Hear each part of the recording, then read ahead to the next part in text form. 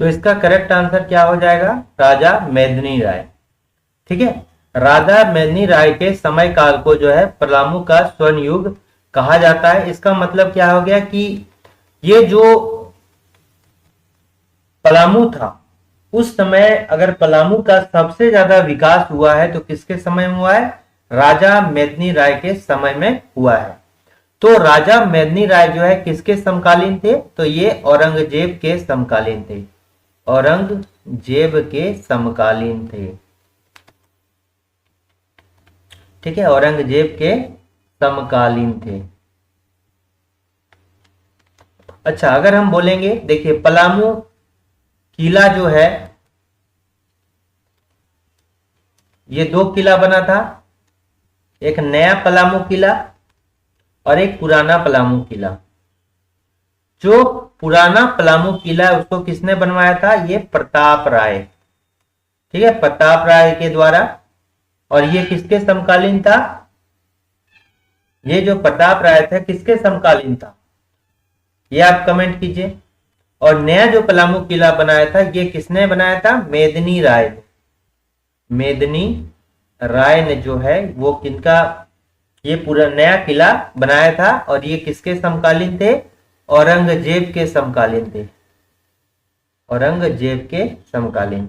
और ये प्रताप राय जो था ये शाहजहां के समकालीन थे। शाहजहां के समकालीन थे। ठीक है, समकालीन। यानी जिस समय जो है दिल्ली में जो है ये राजा हुआ करते थे, जो झारखंड में जो है प्रताप राय, जो पलामू, झारखंड के पलामू में जो है प्रताप राय का शासन था। इसी तरह जब जो है औरंगजेब का शासन था दिल्ली में, यानी जो भारत का हेडक्वार्टर था उस समय, तो उस समय जो है पलामू में किसका शासन था? मेदिनी राय का शासन था। और ये जो है मेदिनी राय जो है ये चेरो वंश से आते थे। चेरो वंश से आते थे। ठीक है, पलामू में चेरो वंश का शासन चलता था। ठीक है, तो पलामू को जो है पलामू का स्वर्ण युग किसके समय शासनकाल को कहा गया? ये राजा मेदिनी राय के शासनकाल को जो है कहा गया। अच्छा, अनंत राय जो थे, यहां तक हो गया। अब देखिए तो इसका करेक्ट आंसर क्या हो जाएगा? Option number A. अनंत राय जो है ये किसके समकालीन थे बताइए? अनंत राय जो है ये जहांगीर के समकालीन थे। जहांगीर के समकालीन थे। ठीक है, उसके बाद क्या हो गया? राजा भागवत राय। तो राजा भागवत राय जो है ये चेरो वंश की स्थापना इसके द्वारा किया गया था। और चेरो वंश कहां पे था? पलामू में था। चेरो वंश पलामू। ठीक है, और चेरो वंश का जो है इन्होंने क्या किया था? चेरो वंश का स्थापना किया था। चेरो वंश का स्थापना किया था। अब एक बताइए कि पलामू में चेरो वंश के पहले भी एक वंश था, उस वंश का नाम क्या है और उसके अंतिम राजा कौन है? ठीक है, पलामू में चेरो वंश आने के पहले जो है और एक वंश था, उस वंश का आपको नाम बताना है और उसके कौन अंतिम राजा थे वो आपको बताना है। तो राजा भागवत राय जो है चेरो वंश की स्थापना किए थे। ठीक है, और ये जो भागवत राय है ये किसके समकालीन थे? ये अकबर के समकालीन थे। अकबर के समकालीन थे। तो समझ में आ गया। मेदिनी राय किसके समकालीन? औरंगजेब के समकालीन। राजा प्रताप राय जो है किसके समकालीन थे? ये जो थे ये शाहजहां के समकालीन थे। अनंत राय जो थे जहांगीर के समकालीन थे। ठीक है, भागवत राय जो है वो किसके समकालीन है? ये अकबर के समकालीन थे और इनके द्वारा चेरो वंश की जो है स्थापना की गई थी। ठीक है, अब एक बात देखिए, इसमें और एक पॉइंट ठीक है, यानी कि जब अनंत राय का मृत्यु हो जाता है, अनंत राय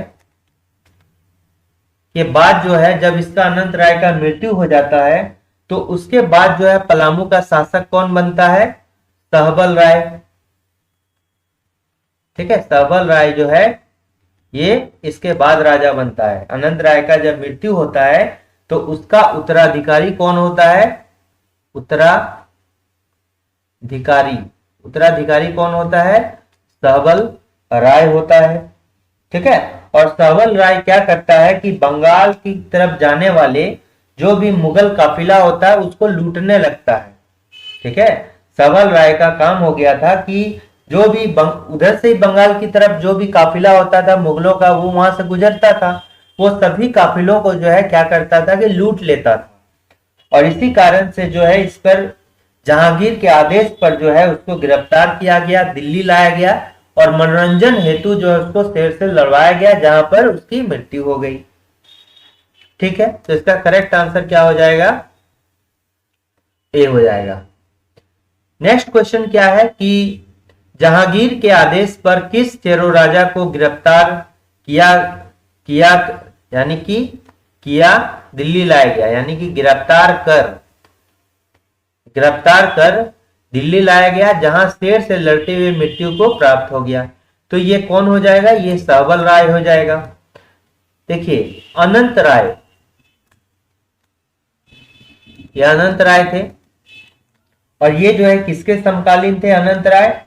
अभी हमने कहा कि अनंत राय जो है ये किसके समकालीन थे?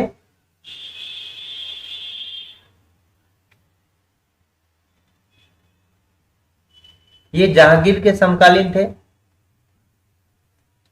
ठीक है, जहांगीर के समकालीन थे। और जब अनंत राय की मृत्यु हो जाती है तो उसके पश्चात जो है सहबल राय राजा बनता है। सहबल राय राजा बनता है, और ये क्या करता है कि बंगाल की ओर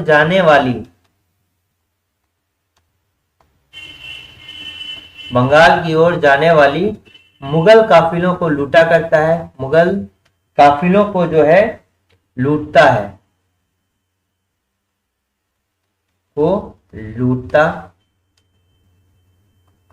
जिसके कारण जो है जहांगीर के आदेश पर दिल्ली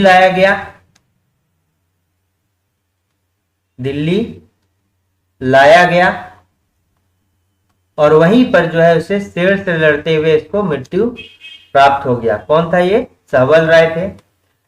भागवत जो है ये अकबर के समकालीन थे, और चेरो वंश की स्थापना की गई थी।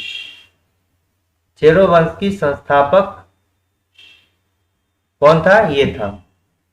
ठीक है, मेदिनी राय जो है इसके नाम पर मेदिनी नगर का नाम रखा गया है, मेदिनी नगर। ठीक है, मेदिनी नगर का नामकरण जो है इन्हीं के नाम पर किया गया है।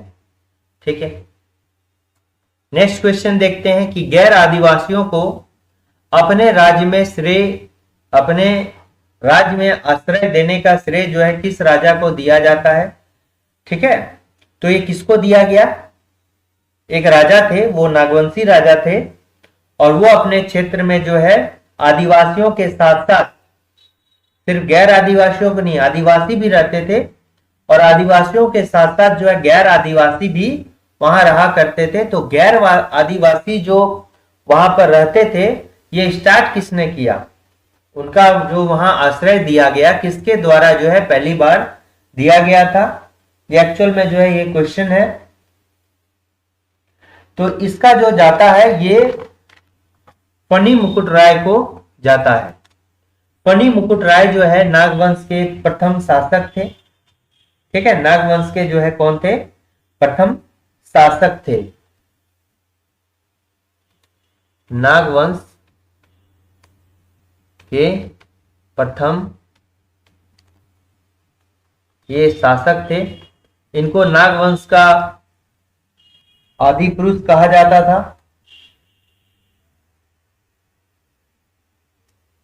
ठीक है, इनको क्या कहा जाता था? नागवंश का आदि पुरुष जो है कहा जाता था। नागवंश का आदि पुरुष।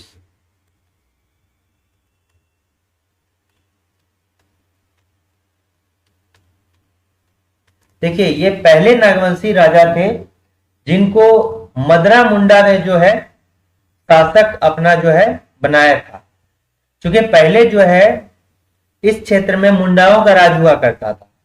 ठीक है, पहले जो है इस क्षेत्र में किसका राज हुआ करता था? मुंडाओं की राज हुआ करता था। बाद में जो है मदरा मुंडा वहां पर अंतिम राजा हुए थे और उन्होंने ही जो है इनको गोद लिया था और नागवंश का पहला शासक कौन बना? मदरा मुंडा बना। ठीक है, नागवंश का जो पहला शासक बना ये कौन बने? मदरा मुंडा बने।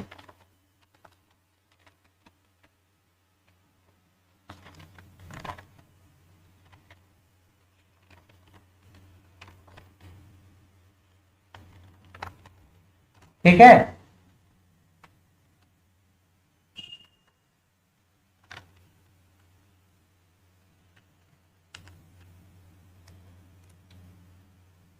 देखिए तो अब देखिए इनकी जो मृत्यु होती है, इसकी हत्या, फनी मुकुट राय की हत्या जो की गई है ये किसके द्वारा? हत्या बाय बागदेव सिंह।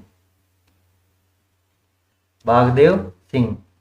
तो बागदेव सिंह जो है ये रामगढ़ राज्य के संस्थापक थे। रामगढ़ राज्य के संस्थापक थे। इनके द्वारा जो है इस फनी मुकुट राय की जो है हत्या कर दी गई। ठीक है, उसके बाद देखिए यहां पर क्या है। अच्छा, और ये जो कहा गया है नागवंश संस्थापक जो है, यानी कि नागवंश का स्थापना जो है ये कहा गया है कि किसके द्वारा किया गया है? फनी मुकुट राय के द्वारा। और ये प्रथम शासक भी थे। तो ये जो था किसके अनुसार? ये कथन जो था जे रीड के अनुसार। जे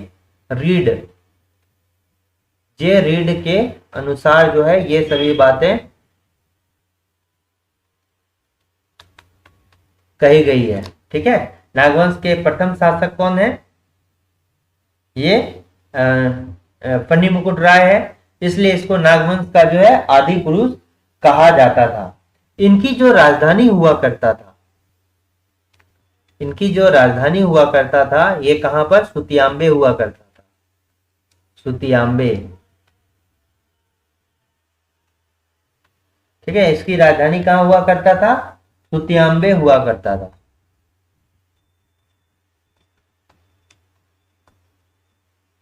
देखिए एक्चुअल में जो है अगर हम यहां पर इसमें जो है पहले मुंडाओं का शासन हुआ करता था और मुंडाओं का प्रथम शासक अगर बोलेंगे, जब मुंडाओं का शासन था तो प्रथम शासक कौन था? सुतिया पाहन था। और उन्होंने जो है झारखंड राज्य का नाम बदलकर क्या कर दिया? सुतिया नागखंड कर दिया, जिसमें गढ़ों की संख्या 7 थी और परगनों की संख्या 21 थी। और अंतिम राजा जो हुआ था वो कौन था? मदरा मुंडा था। और मदरा मुंडा ने इनको जो है गोद लिया था। ठीक है, अंतिम राजा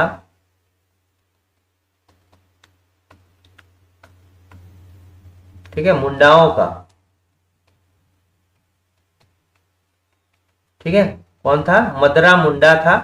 और बाद में मदरा मुंडा ने क्या किया कि इनको जो है गोद ले लिया। मदरा मुंडा अंतिम राजा था। और ये जो है इसके बाद फनी मुकुट राय ही है। फनी मुकुट राय ये जो है उत्तराधिकारी बना। उत्तराधिकारी कौन बना मदरा मुंडा के बाद? फनी मुकुट राय। यानी कि नागवंश जो एक्चुअल में है उसके प्रथम शासक यही बने। ठीक है, अब देखिए तो ये भी क्वेश्चन आ सकता था कि प्रथम राजधानी ये है, यानी नागवंश का प्रथम राजा कौन हो गया? ये फनी मुकुट राय हो गया। नागवंश की प्रथम राजधानी क्या हो गई? सुतियांबे हो गया। ठीक है, अच्छा ये तो हो गया। सुतियांबे में जो है सूर्य मंदिर भी है। सूर्य मंदिर है। ठीक है, और ये जो सूर्य मंदिर बनवाया गया था किसके अकॉर्डिंग बनवाया गया था? फनी मुकुट राय के द्वारा जो है यहां पर बनाया गया था। एक सूर्य मंदिर सुतियाम में बनाया गया था, किसके द्वारा? फनी मुकुट राय के द्वारा। ठीक है, तो इसका करेक्ट आंसर क्या हो जाएगा? ऑप्शन नंबर ए आएगा। अब देखिए एनीनाथ सहदेव, तो इसका करेक्ट आंसर क्या हो जाएगा? ये हो जाएगा। उसके बाद जो है आप यहां पर योधनाथ शाह को देखिए। योधनाथ शाह जो है ये क्या थे? एक नागवंशी राजा ये भी थे। ठीक है, योधनाथ शाह जो है ये क्या थे? एक नागवंशी राजा थे।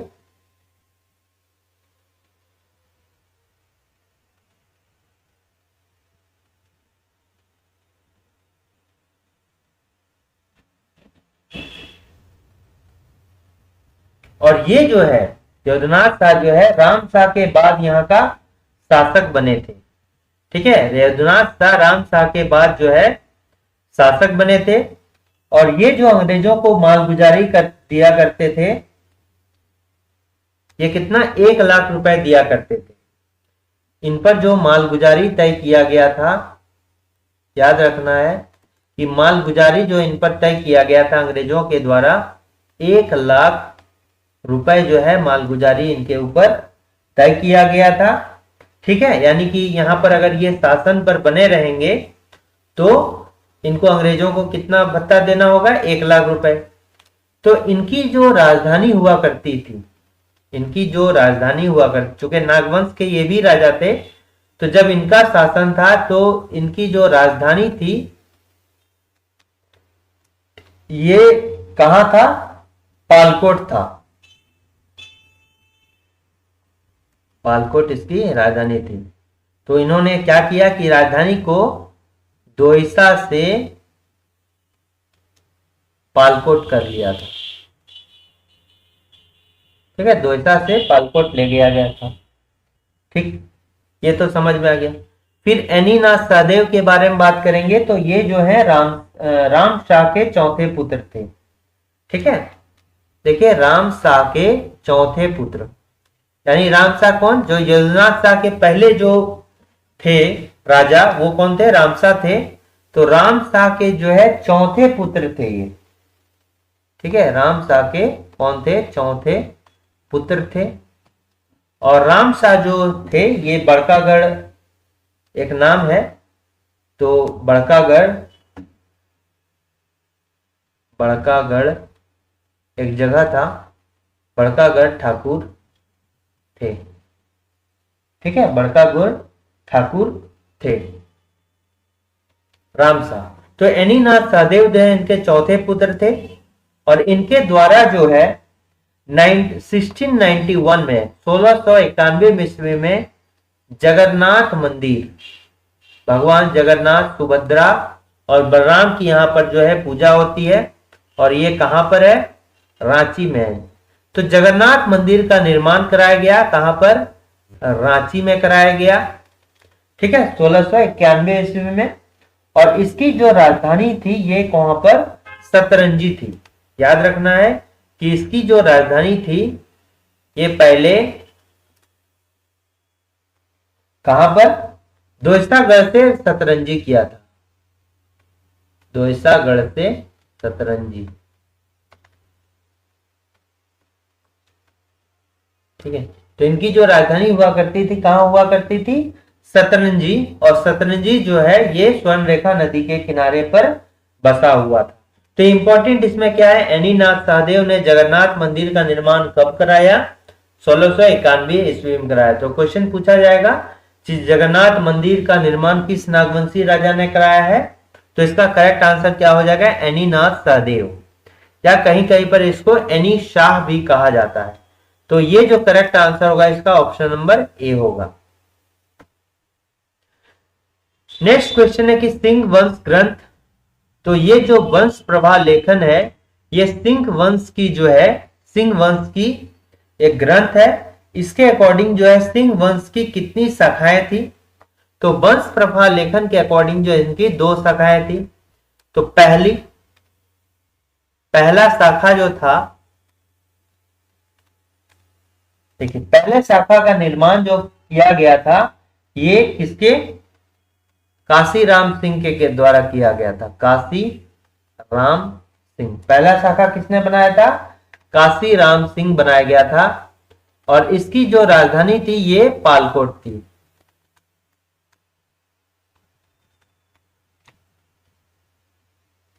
इसकी राजधानी कहां थी, पालकोट थी, काशीराम सिंह, और इसकी राजधानी पालकोट। और दूसरी जो राजधानी थी,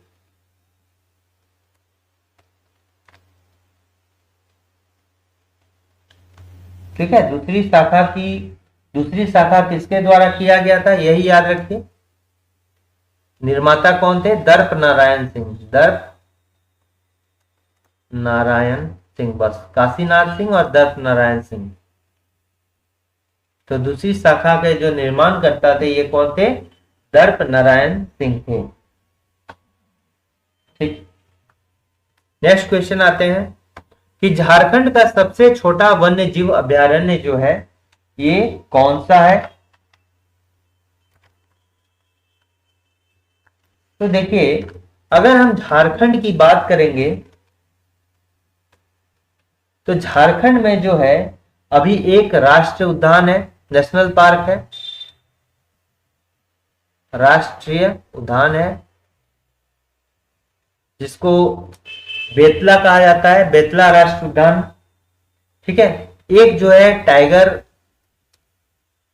रिजर्व है, टाइगर रिजर्व है एक जो है एलिफेंट रिजर्व है, एलिफेंट रिजर्व है दालमा। और ये सबसे बड़ा जो है एलिफेंट टाइगर रिजर्व कौन सा है, पलामू वन्यजीव अभयारण्य। ठीक है, इसी के अंतर्गत भी अभी आ रहा है टाइगर रिजर्व। तो पलामू जो है टाइगर रिजर्व सबसे बड़ा टाइगर रिजर्व है।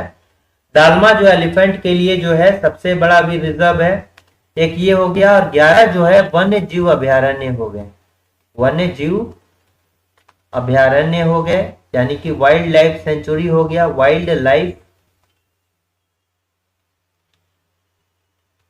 लाइफ सेंचुरी हो गया। ठीक है, अब देखिए तो वाइल्ड लाइफ सेंचुरी कितना हो गया, 11 हो गया।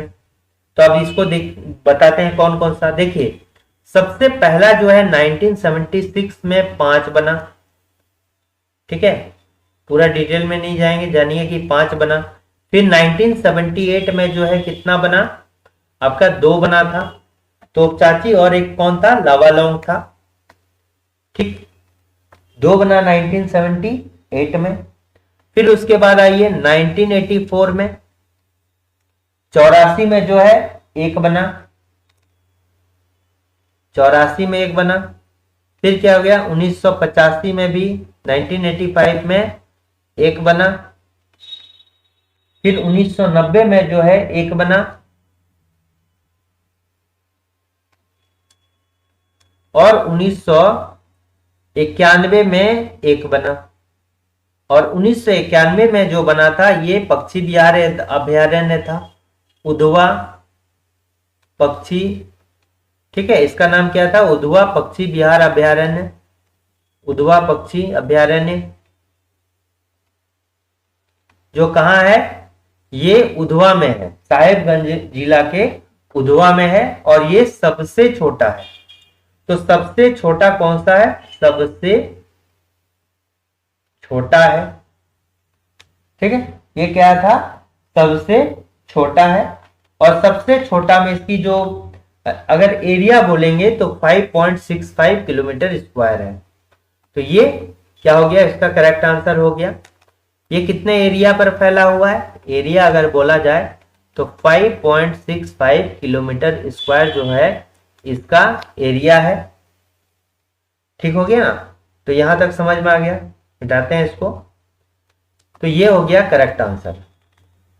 देखिए, इसका एरिया कितना है, 5.65 किलोमीटर स्क्वायर। ठीक है, ये बना कब, 1991 में बना। ठीक है, साहेबगंज है, जिला होता है, इसमें पड़ता है ये। और उधवा जो है क्या है, ब्लॉक है, उधवा प्रखंड है। ये जो उधवा नाम पड़ा है ये महाभारत के एक पात्र थे उद्धव, श्री कृष्ण के मित्र थे उद्धव, उन्हीं के नाम पे ये उधवा नाम पड़ा है, उधवा पक्षी विहार अभयारण्य। तो ये कहां पर है? साहिबगंज जिला के उधवा प्रखंड में है और सबसे छोटा जो है वन्य जीव अभयारण्य है। यहाँ आपको प्रवासी पक्षी मिलते हैं, कहाँ के? मध्य एशिया के, साइबेरिया के पक्षी यहाँ पर आप देख सकते हैं। तोपचांची अभयारण्य जो है ये दूसरा सबसे छोटा अभयारण्य, दूसरा सबसे छोटा अभयारण्य है और ये कहां पर है? धनबाद में है। यहां पर एक झील भी है, तोपचांची झील है। इसकी अगर एरिया की बात करेंगे, तोपचांची का एरिया का बात करेंगे तो लगभग जो है 12 पॉइंट, ठीक है, कितना है? 12 पॉइंट। कल ही हमने इसको बताया था कि इसमें जो है एक आपका झील भी है, ठीक है ना।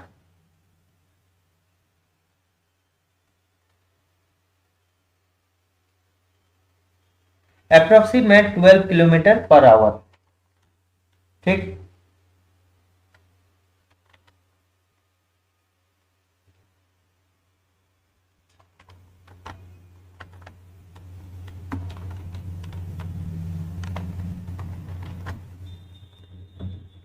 तो ये जो है 12.82 किलोमीटर पर आवर, ठीक है, sorry kilometre square. Approximate 12 kilometre square है। दूसरा सबसे छोटा अभयारण्य है ये तोपचांची, और इसको बनाया जो गया था ये 1978 में बनाया गया था, ठीक है, 1978 में बनाया गया था। और इसी साल जो लावालोंग अभयारण्य है ये भी 1978 में बनाया गया है। और लावालोंग अभयारण्य जो है ये झारखंड का दूसरा सबसे बड़ा अभयारण्य है, झारखंड का दूसरा सबसे बड़ा अभयारण्य है। तो ये कहां पर है? ये चतरा में है। लावालोंग अभयारण्य जो है ये चतरा में है, ठीक है। और ये जो है झारखंड का दूसरा सबसे बड़ा अभयारण्य है, दूसरा सबसे बड़ा अभयारण्य है, ठीक है। अब इसकी अगर एरिया की बात करेंगे तो एरिया का हो जाएगा 211.03 किलोमीटर स्क्वायर, 211.03 किलोमीटर स्क्वायर, ठीक है। अब यहां से जो एक इंपॉर्टेंट रिवर जो है, इंपॉर्टेंट नदी जो है इसके किनारे, ये कौन कौन सी नदी हो गई जो यहां से बहती है? एक तो अमानत नदी हो गई, इंपॉर्टेंट अमानत नदी, फिर चाको नदी हो गया, लीलाजन नदी हो गया, लीलाजन नदी, चाको नदी, ये सभी यहां से बहते हैं। फिर हजारीबाग वन्य जीव अभयारण्य का हजारीबाग में, ये 1976 में बना है। औरंगा नदी का उद्गम जो है किस पठार से हुआ है? तो औरंगा नदी का उद्गम अगर हम बोलें तो कहां से हुआ है? रांची पठार से हुआ है, ठीक है। अब औरंगा नदी के देखेंगे तो इसका जो ओरिजिन है, उद्गम है, ओरिजिन ये कितना है? ये ओरिजिन हुआ है कहां से? लोहरदग्गा से। कहां से हुआ है? लोहरदग्गा से हुआ है। लोहरदग्गा के किसको से हुआ है? और ये जो है लगभग, देखिए ये जो लोहरदग्गा है, ये जो लोहरदग्गा में ही है,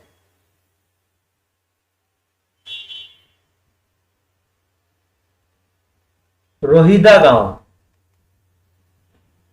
ठीक है। तो दामोदर नदी जहां से, कहां से निकली है दामोदर नदी? लातेहार, ठीक है। दामोदर नदी का उद्गम जो हुआ है ये लातेहार से हुआ है, और लातेहार के समीप जो है ये लोहरदग्गा में एक पॉइंट है, किसको? वहीं से औरंगा नदी जो है निकला है, ठीक है।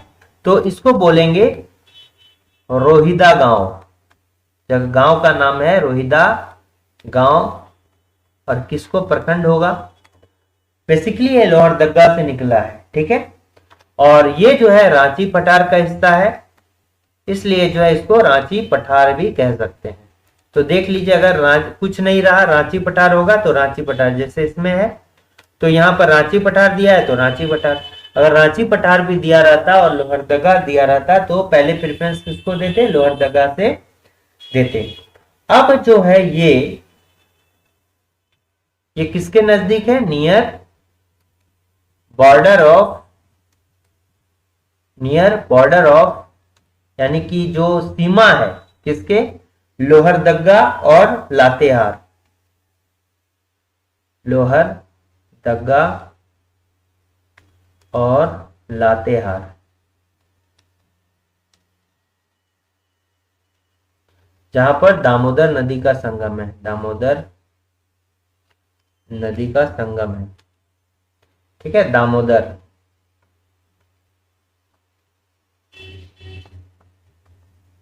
ठीक है, यहीं पर जो है ये निकल रहा है। अब देखिए, अगर इसका प्रवाह की बात करेंगे औरंगा नदी का, तो प्रवाह जो होगा ये लोहरदगा में, तो लोहरदगा तो होगा ही, उसके बाद लोहरदगा से कहां चला गया, लातेहार चला गया, लोहरदगा से लातेहार चला गया, और लातेहार से फिर जो है कहां चला गया, पलामू चला गया। ठीक है, लातेहार से पलामू चला गया। फिर केचकी संगम है, केचकी संगम में जो है उत्तरी कोयल नदी के साथ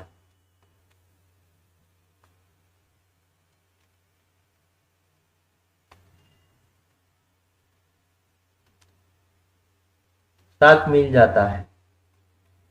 ठीक है, उसको क्या बोलते हैं, जहां पर उत्तरी कोयल नदी और गंगा नदी मिलती है उसको जो है केचकी संगम कहा जाता है। तो केचकी संगम में जो है नॉर्थ कोयल नदी के साथ जो है मिल जाता है। ठीक, अच्छा, इसमें जो इंपॉर्टेंट जलप्रपात है, ठीक है, इनमें से कौन एक इंपॉर्टेंट जलप्रपात है, लावा पानी,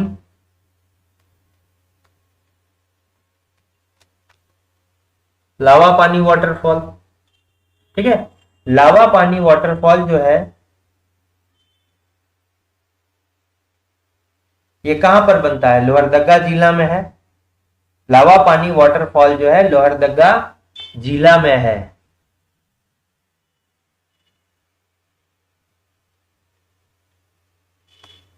अच्छा, इसको मत लिखिए, इस पॉइंट को, लोहरदगा जिला में है लावा पानी।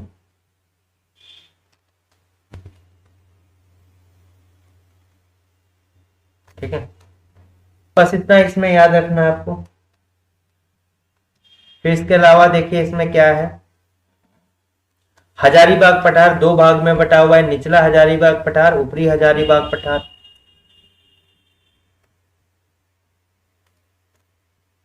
ठीक है, नीचे ये पाट का पठार, ये क्या है, सबसे ऊंचा भूभाग है, ऊंचा भूभाग है। ये कैसा है, त्रिभुजाकार है, आकार में त्रिभुजाकार है। ठीक है, और नेतरहाट सबसे ऊंचा पार्ट है, नेतरहाट जो है छोटा नागपुर की रानी, छोटा नागपुर की मल्लिका।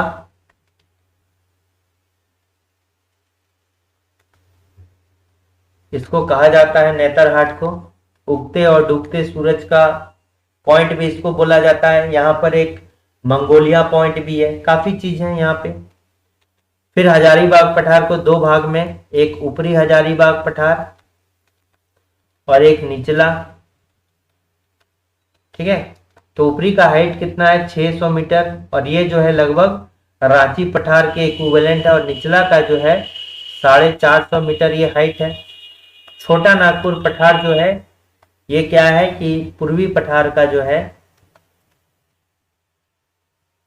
भारत के पूर्वी पठारों में एक, भारत के पूर्वी पठारों में से एक। तो इसका करेक्ट आंसर क्या हो जाएगा? रांची पठार। औरंगा नदी केचकी संगम पर किस अन्य नदी से मिलती है? अभी हमने कहा कि ये जो मिलती है किसके साथ मिलती है? उत्तरी कोयल में मिलती है। ठीक है, उत्तरी कोयल नदी का जो उद्गम होता है ये पाट के क्षेत्र से होता है। पाट क्षेत्र कहां पर? गुमला, चैनपुर। ये क्या होता है? इसका ओरिजिन है, यानी यहां से जो है उसका उद्गम होता है। और ये जो है किसके नजदीक होता है? नियर कटुआ। कटुआ के नजदीक जो है निकलता है। अब ये जो है किधर बहेगा? एकदम नॉर्थ साइड बहते हैं, नॉर्थ साइड जो है, और वेस्ट तरफ से होकर जो है नॉर्थ साइड जो है बहेगा। जैसे ये झारखंड है, ठीक है, ये झारखंड है, तो यहां से ये निकल के जो है इधर बहता है।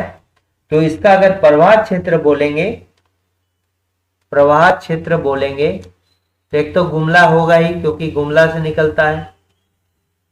ठीक है, गुमला तो हो गई। गुमला के बाद इधर लातेहार हो गया।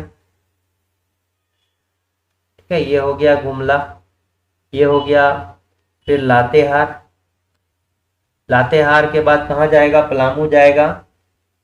ठीक है, और लातेहार के बाद पलामू, और पलामू गढ़वा को होते हुए फिर से जो है उधर आ जाएगा। फिर इसके बाद कहाँ हो जाएगा? पलामू, और पलामू के बाद जो है कहाँ होगा? गढ़वा होगा। ठीक है, अब बात बोलेंगे तो इसका जो कितना होगा? 260 किलोमीटर लेंथ है। ठीक है, 260 किलोमीटर जो है इस नदी की लंबाई है। अब ये जो है किससे मिलेगा? इधर देखिए कौन सा नदी निकलता है? इसके बॉर्डर होते हुए, पलामू चतरा के बॉर्डर होते हुए जो है सोन नदी, सोन नदी है। तो ये जो है सोन नदी में मिलता है, और सोन नदी अमरकंटक की पहाड़ियों से जो है निकलता है। तो इसका मुहाना कहां हो जाएगा? सोन नदी। और ये कहां पर? हैदरनगर, हैदरनगर, हैदरनगर में पलामू। ठीक है, वहीं पर ये क्या मिलता है? सोन नदी से मिल जाती है। ठीक, नेक्स्ट पॉइंट क्या हो गया इसमें? शंख नदी जो है इसको गुमला में किस नाम से जाना जाता है? नागफनी नदी के नाम से जाना जाता है। नागफनी नदी के नाम से जाना जाता है। ऐसा माना जाता है कि इसमें जो है क्या पाया जाता है? हीरा पाया जाता है, हीरा पाया जाता है। ठीक है, जहांगीर इसलिए यहां पर जो है, जहांगीर जो है यहां पर क्या इसलिए कब्जा करना चाहता था इस नदी में। ठीक है ना। इसके अलावा देखिए यहां पर क्या है? अमानत नदी है। ठीक है,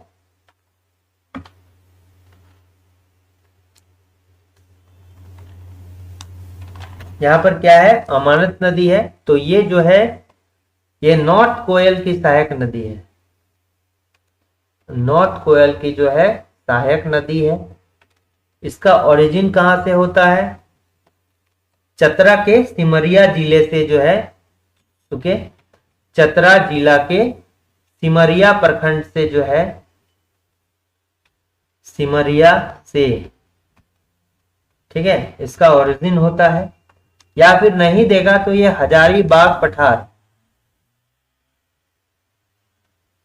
हजारीबाग पठार याद रखना। ये किस पठार से होता है? हजारीबाग पठार से जो है इसका उद्गम होता है। किससे? हजारीबाग पठार का जो है उद्गम होता है। इसके नजदीक में जो है लावालौंग अभयारण्य है, लावालौंग अभयारण्य है। ठीक है, और मोहाना जो होगा मतलब किस नदी से मिलता है? तो ये जो है नॉर्थ कोयल से मिलता है। नॉर्थ कोयल से कहां पर? मेदिनीनगर में, सिंगरा गांव में। कहां पर? सिंगरा गांव में, सिंगरा गांव में। और ये कहां है? मेदिनीनगर, मेदिनीनगर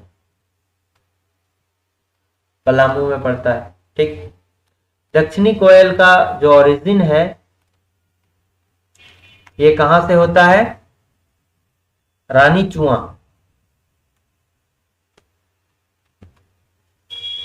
ठीक है, रांची से, रांची के नजदीक है रानी चुआ, वहां से होता है। और ये जो होता है दक्षिणी कोयल शंख नदी से मिलता है और ब्राह्मणी नदी का जो है निर्माण करता है। ठीक है, ब्राह्मणी नदी का जो है निर्माण करता है। तो ये इसका करेक्ट आंसर जो हो जाएगा ये नॉर्थ कोयल होगा।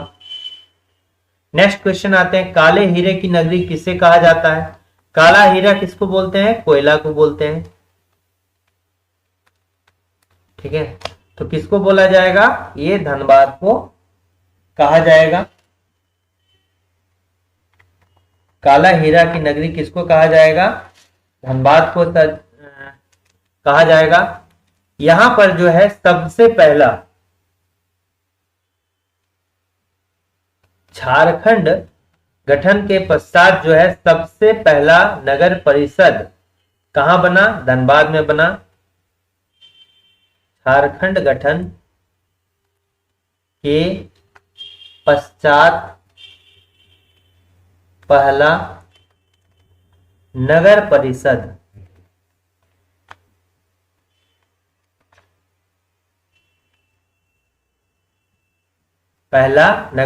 बना। कब बना था? 2006 ईस्वी में बना था। ठीक है, झारखंड का सबसे बड़ा नगरीकृत जिला, सबसे बड़ा नगरीकृत जिला, यानी कि झारखंड में सबसे ज्यादा अगर हम बोलेंगे तो शहरों में रहने वाले लोग कहां पर है? धनबाद में। यानी नगर में रहने वाले लोगों की जनसंख्या कहां है सबसे अधिक?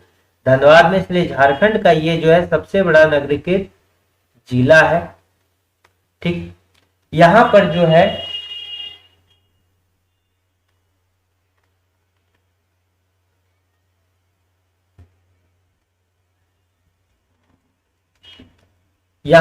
है देखिए आईएसएम धनबाद है, धनबाद में, आईएसएम धनबाद में जो है, यानी कि धनबाद में आईएसएम है। तो आईएसएम का मतलब इंडियन स्कूल ऑफ माइंस। इसको जो है 2016 में क्या मिला? आईआईटी का दर्जा मिला। 2016 में इसको क्या मिला? आईआईटी का दर्जा दिया गया था।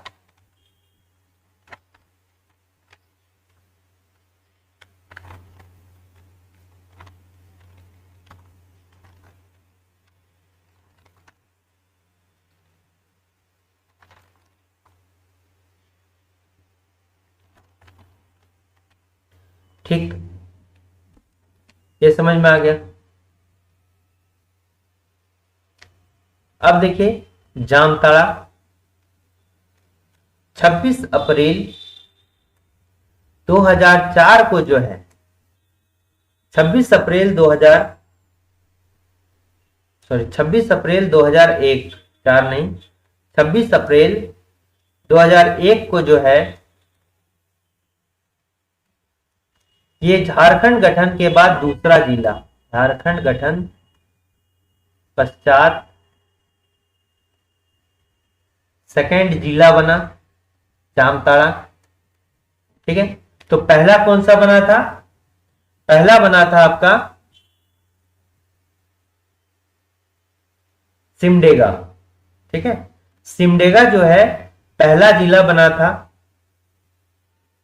उसके बाद 26 अप्रैल 2001 को जो है झारखंड गठन पश्चात दूसरा जिला बना कौन? जामताड़ा। तीसरा कौन बना? तीसरा और चौथा जिला जो है 30 अप्रैल को ही बना है, जो कि जो पहला जिला बना था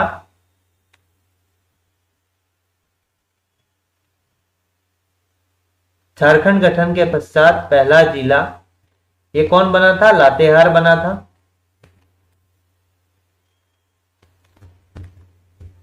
ठीक है, 4 अप्रैल 2001 को।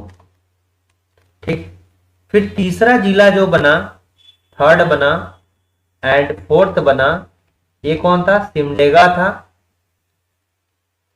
और ये जो था सरायकेला खरसावां था। दोनों जो है 30 अप्रैल 2001 को बना। ठीक, जमशेदपुर जो है, यहां पर देखिए, जमशेदपुर के बारे में अगर बात करेंगे तो इसको इस्पात नगरी कहा जाता है। ठीक है, इसको क्या बोला जाता है? इस्पात नगरी कहा जाता है, भारत की इस्पात नगरी। इसको जो है भारत का पिट्सबर्ग के नाम से भी जाना जाता है, भारत का पिट्सबर्ग कहा जाता है। और ये जो है जमशेदपुर स्वर्ण रेखा नदी और खरकई नदी के संगम पर बसा हुआ है। ठीक है, और ये जो है पूर्वी सिंहभूम का हिस्सा है। यहां पर जो एक कृत्रिम झील है जिसका नाम क्या है? डिमना लेक, डिमना झील, जो कि टाटा स्टील के द्वारा इसको बनाया गया था। ठीक है, तो इसका करेक्ट आंसर क्या हो जाएगा? धनबाद हो जाएगा। कार्ल मार्क्स के द्वारा भारत की प्रथम जनक्रांति की संज्ञा जो है किसको दी गई थी?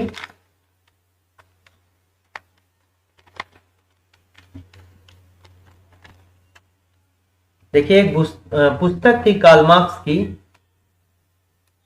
कार्ल मार्क्स, एक बुक थी, एक पुस्तक थी, क्या था? Notes on Indian history, Indian history. तो नोट्स ऑन इंडियन हिस्ट्री पुस्तक में कार्ल मार्क्स ने जो है संथाल विद्रोह को भारत की प्रथम जनक्रांति की संज्ञा दी गई है। किसके द्वारा? कार्ल मार्क्स के द्वारा। और संथाल विद्रोह को जो है अन्य नाम से भी जाना जाता है, इसको हूल विद्रोह भी कहा जाता है। हूल विद्रोह आपको पता होगा, संथालों के द्वारा 30 जून को जो है हूल दिवस के रूप में मनाया जाता है, तो इसको हूल विद्रोह भी कहा जाता है। इसको संथालों के द्वारा मुक्ति आंदोलन भी कहा गया। मुक्ति आंदोलन के अलावा इसको खूनी विद्रोह भी कहा गया, खूनी विद्रोह भी कहा गया। ठीक है, अब संथाल विद्रोह कब से कब तक हुआ? इसका स्टार्टिंग हुआ था 30 जून। ठीक है, 30 जून 1855। ठीक है, और ये हूल दिवस जो है 30 जून को मनाया जाता है प्रत्येक वर्ष। ठीक है, ये क्या बोल रहा है? हूल दिवस मनाया जाता है। ठीक है, और ये चला कब से कब तक? 1855 से स्टार्ट हो गया, 1856 तक चला। ठीक, जो इसमें मेन लीडर्स थे, मेन नेता थे, जो लीडर थे, वो सिद्धो कानू चांद भैरव, ये क्या थे? 4 भाई थे और 2 बहनें भी थी। फूलो झानो 2 बहनें थी। ठीक है, सिद्धो कानू चांद भैरव। इसके अलावा इसमें कौन थे? गोरा मांझी, लुबाई मांझी, गोरा मांझी, लुम्बाई मांझी, ये सभी नेता थे। इसके अलावा मांझी। ठीक है, चाणुक महतो,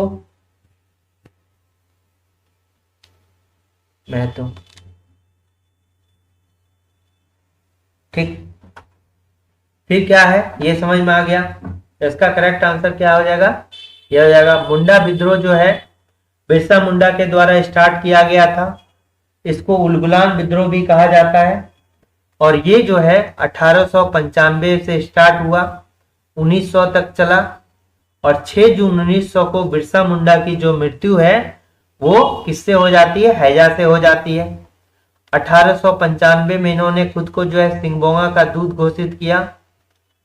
सिंगबोंगा का दूत घोषित किया।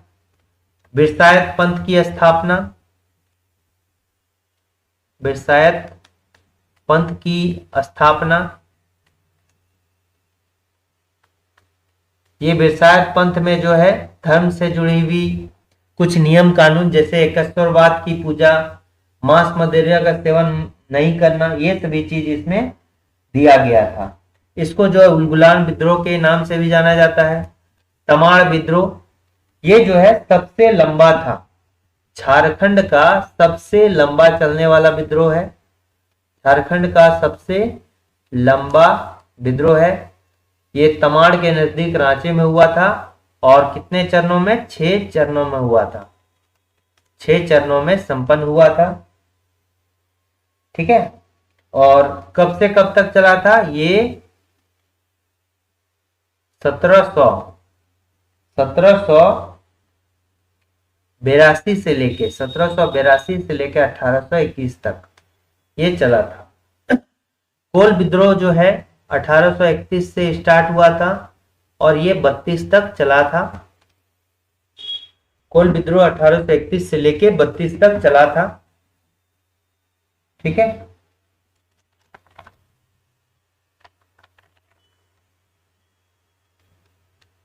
नेक्स्ट क्वेश्चन आते हैं कि नेतरहाट स्थित पुलिस प्रशिक्षण केंद्र, ठीक है, का केंद्र कब स्थापित की गई है? तो नेतरहाट स्थित जो है पुलिस प्रशिक्षण केंद्र 2008 में स्थापित किया गया है। इसको जो है जंगल वारफेयर स्कूल कहा जाता है। Jungle warfare school, warfare school है ये। एक्चुअल में क्या है? पुलिस प्रशिक्षण केंद्र है नेतरहाट। ठीक है। नेतरहाट झारखंड का सबसे ठंडा स्थान है जहां पर बारिश सबसे अधिक होती है। ठीक है। बारिश जो है सबसे अधिक कहां होती है? नेतरहाट में होती है। ठीक है। तो नेतरहाट के बारे में अगर हम बोलेंगे, देखिए नेतरहाट, तो नेतरहाट को जो है पहाड़ों की मल्लिका कहा जाता है। पहाड़ों की मल्लिका, यानी कि इसको जो है अन्य नाम अगर बोले तो छोटा नागपुर की रानी के नाम से जाना जाता है। फिर ये जो है छोटा नागपुर का स्वर्ग भी इसको कहा जाता है। छोटा नागपुर का स्वर्ग कहा जाता है। यहां पर क्या है? मैंगोलिया पॉइंट है। ठीक है। मैंगनोलिया पॉइंट, मैंगनोलिया पॉइंट, ये मैग्नोलिया पॉइंट क्या है? यहां पर जो है एक यहां पर अंग्रेज लड़की थी मैग्नोलिया, और उसका जो लव है कौन था? एक चरवाहा लड़का था। दोनों ने मिलकर यहीं पर जो है जान दे दिया था। और इसी पॉइंट को जो है मैग्नोलिया पॉइंट कहा जाता है। ये सूर्यास्त और सूर्योदय का जो है यहाँ से व्यू अच्छा होता है नेतरहाट से। और इम्पोर्टेंट क्या है कि यहाँ पर जो है एक नेतरहाट आवासीय विद्यालय है। नेतरहाट आवासीय विद्यालय, ठीक है, नेतरहाट आवासीय विद्यालय, जिसको 15 नवंबर 1954 को बनाया गया था। 15 नवंबर 1954 को चार्ल्स नेपिनियर इसके जो है प्रथम प्रिंसिपल थे। चार्ल्स नेपिनियर,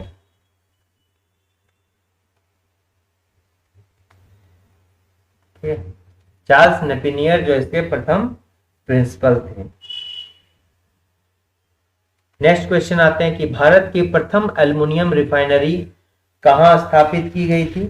तो भारत की जो प्रथम रिफाइनरी है वो मुरी रांची में 1948 में। कहां पर? मुरी है, रांची में है। कब इस्टेब्लिशमेंट हुआ था? 1948 में। 1948 में जो है ये भारत की प्रथम एल्युमिनियम रिफाइनरी की गई थी इस्टेब्लिशमेंट। किसके कंपनी के द्वारा? Indian aluminium company. ठीक है, इंडियन एल्युमिनियम कंपनी के नाम से। ठीक। अब जो है घाटशिला में हिंदुस्तान कॉपर कॉम्प्लेक्स बना था। ये घाटशिला में जो है क्या बना था? Hindustan copper complex.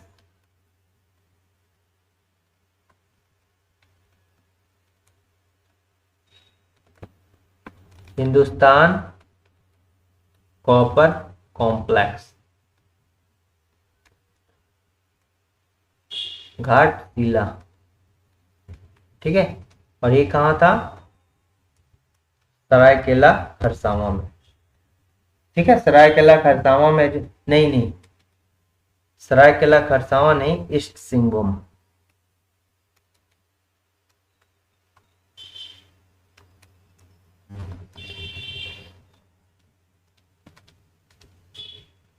ठीक है, ईस्ट सिंहभूम में ये घाटशिला पड़ता है। और इसको कब बनाया गया था? 1967 में। 9 नवंबर 1967 में इसका इस्टेब्लिशमेंट किया गया था। ठीक है, रांची में क्या है? एचईसी है। एचईसी है, heavy engineering corporation limited, Hatia Ranchi में। और इसकी जो स्थापना की गई थी 1958 में किया गया था। कब किया गया था? 1958 में। कल ही हमने बोला इसको जवाहरलाल नेहरू जी के द्वारा भारत का आधुनिक मंदिर कहा गया। ये रूस और चेक स्लोवाकिया की मदद से बनाया गया जो है एक इंपॉर्टेंट जो है कारखानों का कारखाना है। ठीक है, अच्छा, धनबाद में क्या है? इसी तरह एक Hindustan zinc limited, Hindustan zinc limited है। हिंदुस्तान जिंक लिमिटेड है हिंदुस्तान में। ठीक है,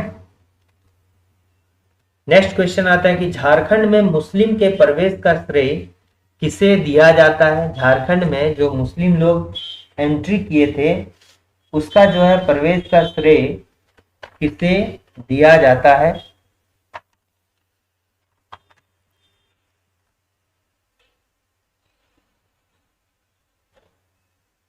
अच्छा, एक बात बता है, अभी हमने पूछा था कि पलामू में जो है चेरो वंश के पहले जो है कि कौन सा वंश था? रक्सेल वंश था। ठीक है, पलामू में जो सबसे पहला जो वंश था वो चेरो वंश का, रक्सेल वंश का शासन था। ठीक है, और इसका जो अंतिम राजा है, अंतिम राजा कौन है? मानसिंह।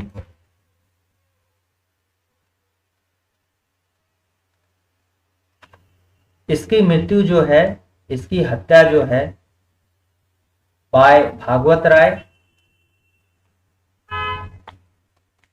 भागवत राय के द्वारा कर दिया गया था जो कि चेरो वंश का था।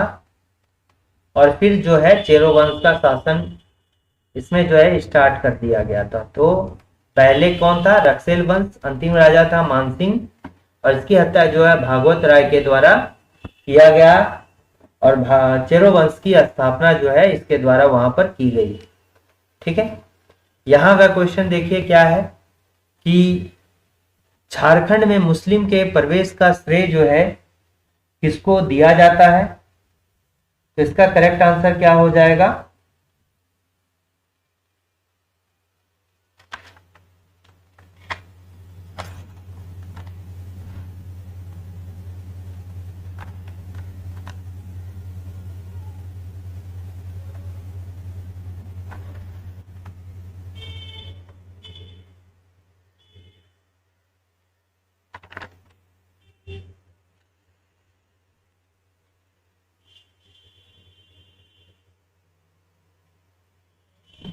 क्या होगा इसका करेक्ट आंसर हो जाएगा शेरशाह सूरी। ठीक है, मुस्लिम का प्रवेश अगर झारखंड में पॉसिबल हो सका तो शेरशाह सूरी के कारण हो सका। ठीक है, अब देखिए मोहम्मद बिन तुगलक,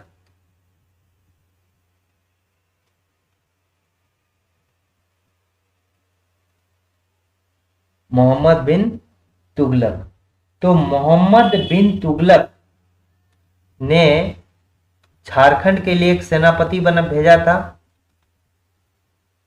उस सेनापति का नाम क्या था?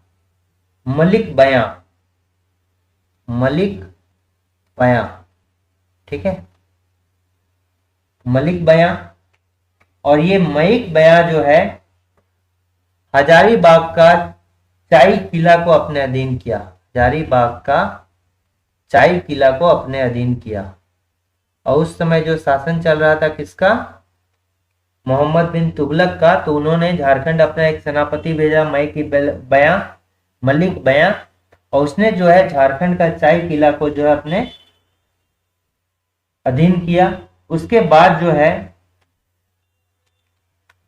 कोडरमा क्षेत्र में पहले जो है एक सतगावा क्षेत्र था। ठीक है, तो सतगावा का शासक जो है किसको नियुक्त किया?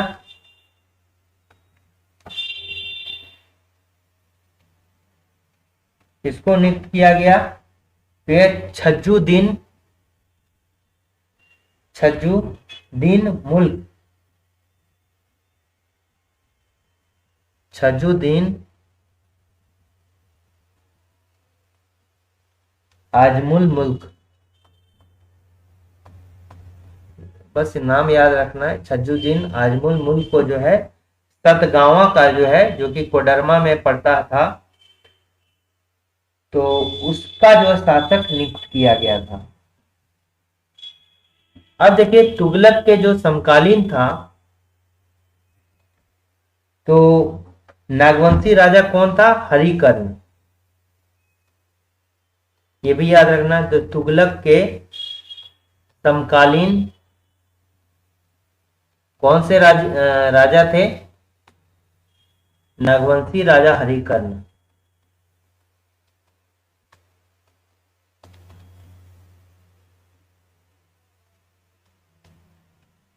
ये बहुत ही बहादुर राजा थे। ठीक है, तो इस टाइम पे जो है झारखंड में इनका उतना दबदबा नहीं रहा था।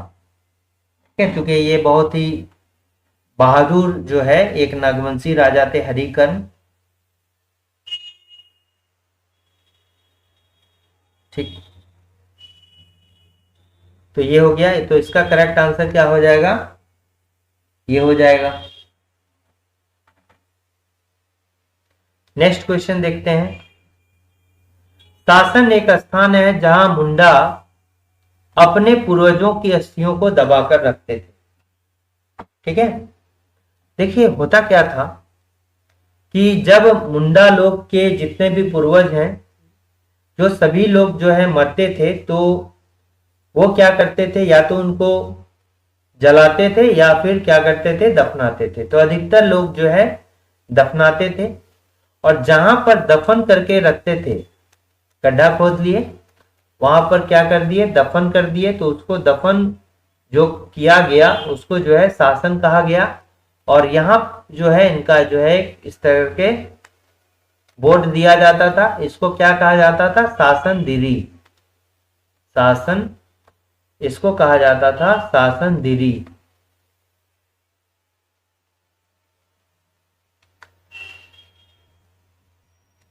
शासन दिरी।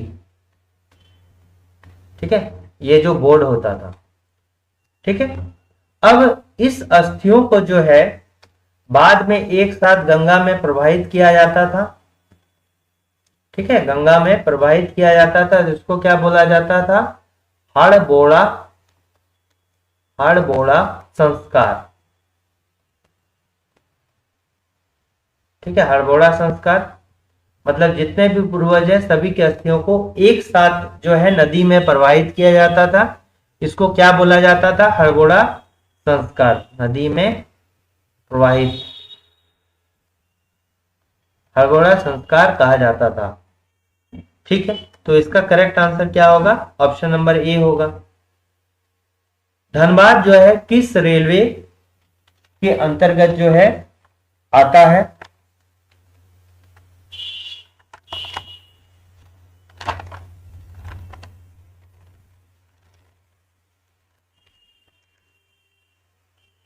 तो इसका करेक्ट आंसर क्या हो जाएगा?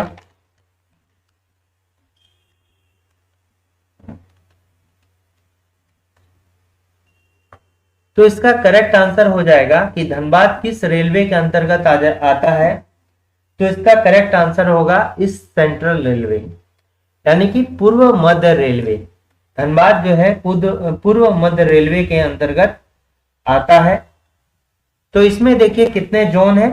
5 डिवीजन थे, इसके अंतर्गत जो है 5 डिवीजन आते हैं। पहला क्या हो गया? पहला हो गया सोनपुर डिवीजन, ठीक है। दूसरा क्या हो गया? दानापुर,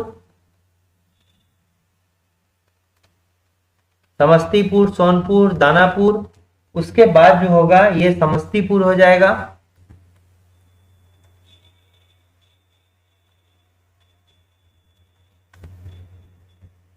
समस्तीपुर हो गया। और चौथा जो हो गया,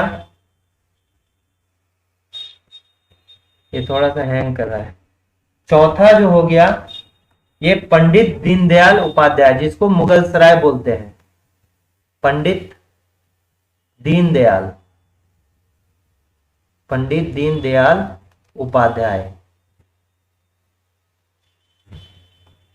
यानी कि मुगल सराय, ठीक है। मुगल सराय हो गया। और पांचवा जो हो जाएगा ये क्या हो जाएगा? धनबाद, ठीक है, धनबाद। तो धनबाद जो हिस्सा है ये पूर्वी मध्य रेलवे का जो है हिस्सा है। इसका जो हेडक्वार्टर है धनबाद वाला का, ये कहां हो जाएगा? हाजीपुर हो जाएगा, हाजीपुर। कल मैंने मिस्टेक से जो है धनबाद का हेडक्वार्टर कहां बता दिया था? दानापुर, लेकिन ये दानापुर नहीं होगा, हाजीपुर हो जाएगा, ये करेक्ट कर लीजिएगा।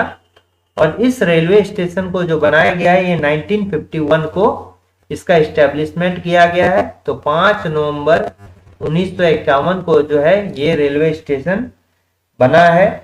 और इसका हेडक्वार्टर कहाँ है? इस रेलवे स्टेशन का हेडक्वार्टर कहाँ है? धनबाद में ही। देखिए ये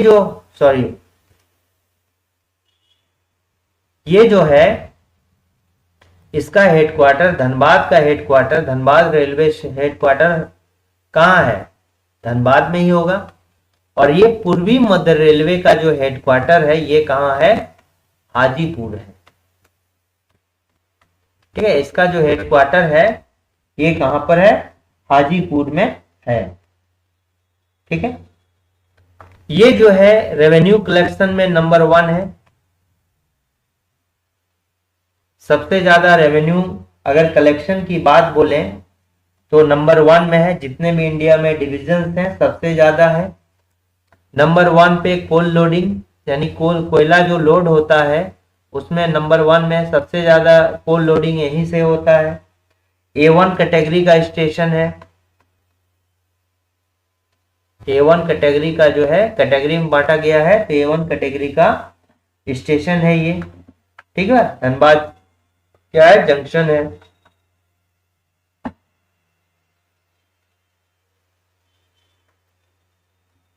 अब देखिए दक्षिण पूर्वी रेलवे, इसका हेडक्वार्टर कहाँ है? कोलकाता, कोलकाता भी इसका भी दक्षिण पूर्वी रेलवे। और अगर ईस्टर्न पूर्वी रेलवे की बात करेंगे तो इसका भी क्या हो जाएगा? हेडक्वार्टर कोलकाता,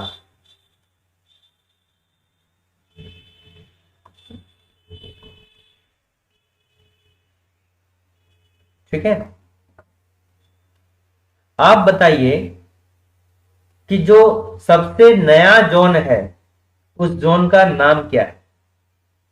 भारत में एक नया जोन बना है जिसका हेडक्वार्टर जो है आंध्र प्रदेश में है, उसका आपको नाम बताना है। महेंद्र सिंह धोनी का जो पैतृक जिला है वो क्या है? अल्मोड़ा, और ये कहां पड़ता है? उत्तराखंड में। ठीक है, उत्तराखंड में पड़ता है। नेक्स्ट क्वेश्चन, इनके बारे में तो कल जानकारी ऑलरेडी दिया ही गया है कल के क्लास में। झारखंड में ढाल विद्रोह, ये पहला विद्रोह है। ठीक है, झारखंड का। और फर्ग्यूसन के नेतृत्व में, ये अंग्रेज नेतृत्व में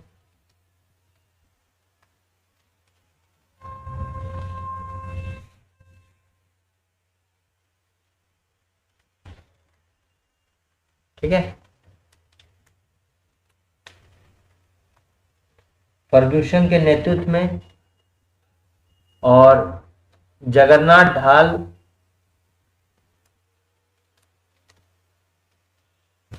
यहाँ के राजा थे, राजा बने थे। कौन? जगन्नाथ ढाल राजा बने थे। पहली बार में जो है इन्होंने बगावत कर दिया, फिर से जो है इनके बदले में नीमू ढाल को राजा बनाया गया, लेकिन अंग्रेजों का उनसे काम नहीं बना।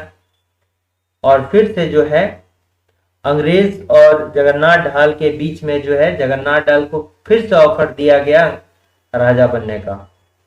ठीक है, तो ये कब बना था? 1967 को बना था।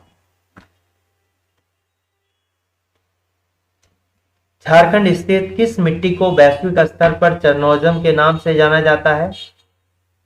ये हो गया काली मिट्टी। काली मिट्टी का रंग जो है काला क्यों होता है? रंग काला होता है क्यों? टिटेनी फेरस मैग्नेटाइट के कारण। टेनी फेरस मैग्नेटाइट के कारण। ठीक है, काली मिट्टी में जो है ये राजमहल पहाड़ी में होता है, राजमहल पहाड़ी में पाया जाता है। अब देखिए यहां पर जो है कपास की खेती अधिक अच्छा होता है, कपास की खेती के लिए बेहतर। और ये चना की खेती पर भी बेहतर होता है।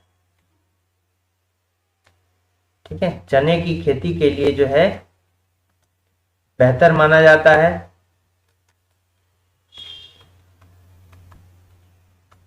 लेकिन अगर झारखंड की बात करें तो कपास की खेती नहीं है, इसलिए जो है चने की खेती जो है अधिकतर होती है।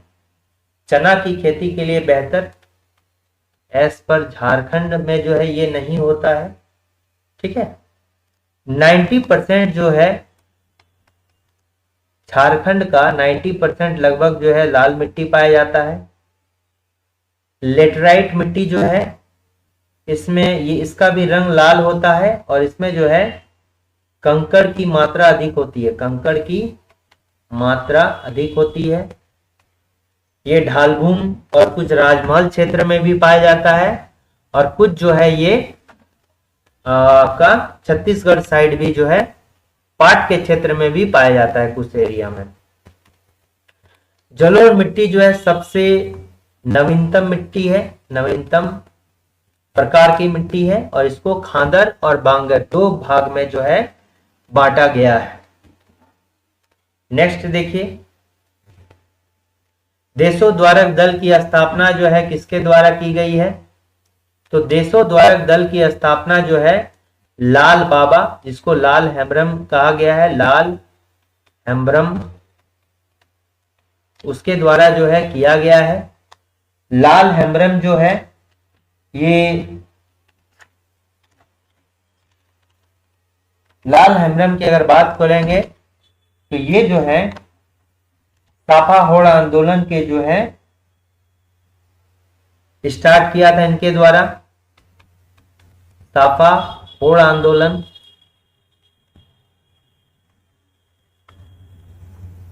ये कब से कब तक किया गया था? साफा होड़ आंदोलन तो ये जो है 1870 में किया गया था। साफा होड़ का मतलब क्या है? सिंगबोंगा के प्रति आत्मसमर्पण। ठीक है, इसका मतलब क्या हो गया? सिंगबोंगा के प्रति। सिंगबोंगा जो है इनका सबसे बड़ा देवता है, सूर्य के समान देवता है। तो सिंगबोंगा के प्रति जो है आत्मसमर्पण।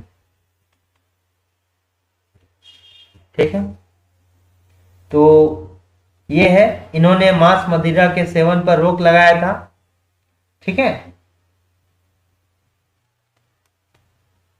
और ये जो था कहां पर?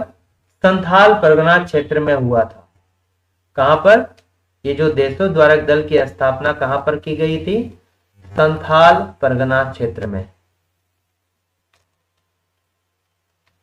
ठीक है, लाल बाबू के नाम से, देखिए लाल बाबा और लाल बाबू में कंफ्यूज नहीं करना है। लाल बाबा और लाल बाबू ये जो है हिंदी के प्रसिद्ध साहित्यकार हैं, के प्रसिद्ध साहित्यकार हैं राधा कृष्ण। इनका नाम क्या है? राधा कृष्ण। ठीक है, भागीरथ मांझी जो है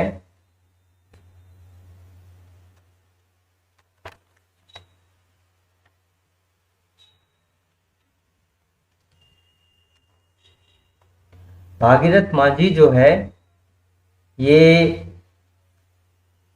सिर्फ इनका उपनाम क्या है? बाबा। और ये जो है खरवार विद्रोह के जो है नायक हैं। खरवार विद्रोह जो है संथाल परगना में हुआ था। ठीक है, नेक्स्ट क्वेश्चन को देखते हैं। छोटा नागपुर से हीरे प्राप्त करने की चर्चा किन दो मुगलकालीन विदेशी यात्रियों ने किया था? तो इसका करेक्ट आंसर वर्नियर भी होगा, टेवेनियर। उपरोक्त दोनों इसका करेक्ट आंसर हो जाएगा। दोनों जो है एक मुगलकालीन विदेश यात्री थे और दोनों ने जो है छोटा नागपुर क्षेत्र से हीरे प्राप्त करने की जो है व्याख्या की है। देखिए वर्नियर जो है ये क्या थे? ये चिकित्सक थे और 12 वर्षों तक भारत में रहे थे। क्या थे? चिकित्सक थे और 12 वर्षों तक भारत में रहे थे। भारत में रहे, निवास किया। और ये जो टेवेनियर था ये शाहजहां के शासनकाल में जो है भारत आया था। शाहजहां के शासन के समय जो है भारत आया था। अंग्रेजों के प्रवेश का समय जो है छोटा नागपुर खास में किस नागवंशी राजा का जो है शासन था? तो ये दर्प नारायण था यहाँ पर। ठीक है, जब ये किया था तो कब किया था? ये अंग्रेज का प्रवेश जो छोटा नागपुर में हुआ था ये 1771 ईस्वी में हुआ था। 1771 में जो है अंग्रेजों का प्रवेश कहाँ हुआ था? छोटा नागपुर खास में हुआ था। और यहाँ पे जो उसमें नागवंशी राजा थे कौन था? दर्प नारायण सिंह थे। और इनको जो है 12,000 जो है टैक्स फिक्सेशन किया था, माल गुजारी, ये 12,000 रुपए जो है किया गया था। रांची नगर पालिका का गठन किस वर्ष किया गया? तो ये जो है एक्चुअली में नगर पालिका जो था ये 1869 में नगर पालिका था, बाद में जो है, और ये जो है था बिहार का दूसरा नगर पालिका था। दूसरा नगर पालिका था। ठीक है, बिहार का दूसरा नगर पालिका था। और ये जो है फिर 1979 में जो है, कब? 1979 में जो है 15 नवंबर 1979 को जो है इसको नगर परिषद में बदल दिया गया। नगर परिषद रांची में जो है कन्वर्ट कर दिया गया। ठीक है, और ये जो है झारखंड का पहला नगर पालिका बोलिए या नगर परिषद बोलिए। देखिए, जब बिहार से अलग नहीं हुआ था झारखंड, तो चूंकि रांची में ही था, ठीक है, तो आप इसको बोल सकते हैं झारखंड का जो है पहला, जब अलग हुआ था तो झारखंड गठन के समय तो ये नहीं था, ठीक है, झारखंड गठन के समय जो है ये ऑलरेडी बन चुका था, इसको नगर पालिका में जो है कन्वर्ट कर दिया गया था। तो झारखंड गठन के बाद, जो कि झारखंड गठन के बाद जो है पहला जो है वो कौन था, धनबाद नगर परिषद था।